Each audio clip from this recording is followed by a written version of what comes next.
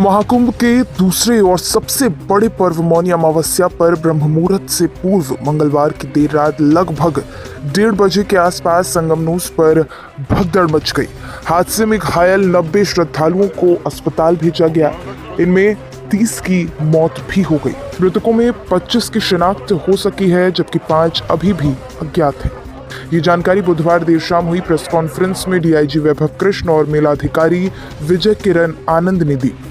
महाकुंभ के पहले दिन से लेकर अब तक हर दिन आम माघ मेलों की मकर संक्रांति या वसंत पंचमी जैसा माहौल दिखा।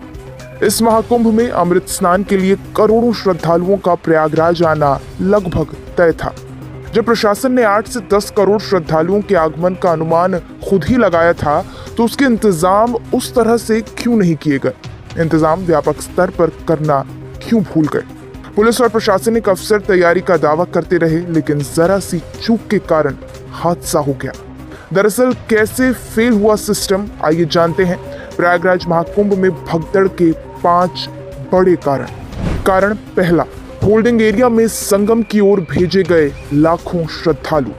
भीड़ को नियंत्रित करने के लिए 84 होल्डिंग एरिया बनाए गए हैं, जिनका इस्तेमाल शायद नहीं किया गया।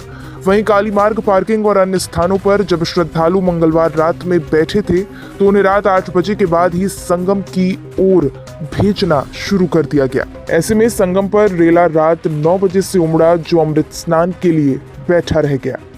कारण दूसरा, संगम पर निकासी प्रवेश का 1 वे प्लान हुआ फेल। हर स्नान के लिए 1 वे प्लान बनाया गया था, यानी काली सड़क से त्रिवेणी बांध पार कर संगम अपर मार्ग से श्रद्धालु संगम नोट जाएंगे और अक्षय वट मार्ग से त्रिवेणी बांध के रास्ते त्रिवेणी मार्ग से बाहर निकालना था।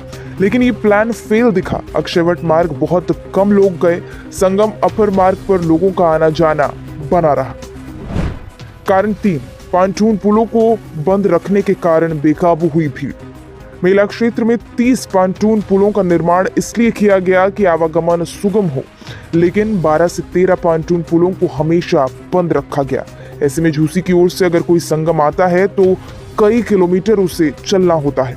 अधिकांश बुजुर्ग यात्री थक जाते हैं, जो संगम नोच पर काफी देर बैठे रह जाते हैं। इससे संगम पर भीड़ जमा होती रही। चौथे कारण की बात करें तो प्रशासन की मनमानी के चलते बिगड़े हालात। महाकुंभ में सड़कों को खूब चौड़ा किया गया, लेकिन उन सड़कों को अधिकांश समय बंद रखा गया।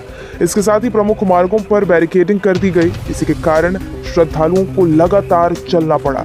ऐसे में लोग थक गए और संगम किनारे पहुंचकर बैठ गए और फिर बाहर जल्दी नहीं निकले। ये भी संगम पर भीड़ रहने का एक बड़ा कारण बना। कारण 5, सेक्टर नंबर 10 में ठहरी सीआईएसएफ की कंपनी।